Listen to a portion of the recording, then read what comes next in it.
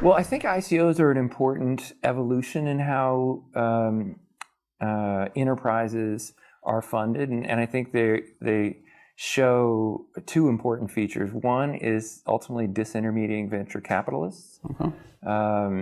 The developers of a protocol can go straight to the community or early investors and don't have to access capital through venture capitalists.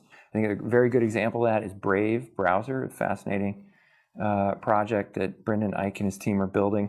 When they first launched the idea, they sent me an email and said, hey, do you want to talk about it? We had a bunch of meetings, due diligence, all that stuff. We ultimately invested.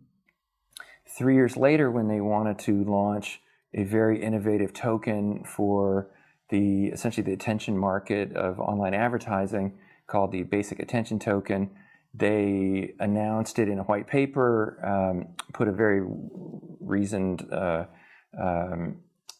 business case out on a website, and raised $36 million in 24 seconds. And they did that without using venture capitalists or any of the kind of attendant service providers in the industry. So I think that's very important. Again, these things will take decades, but it is the disintermediation of venture capital.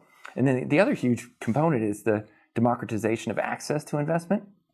So again, if you wanted to have invested in Brave browser originally, you probably needed to be a limited partner of a venture capital firm to get access to the company.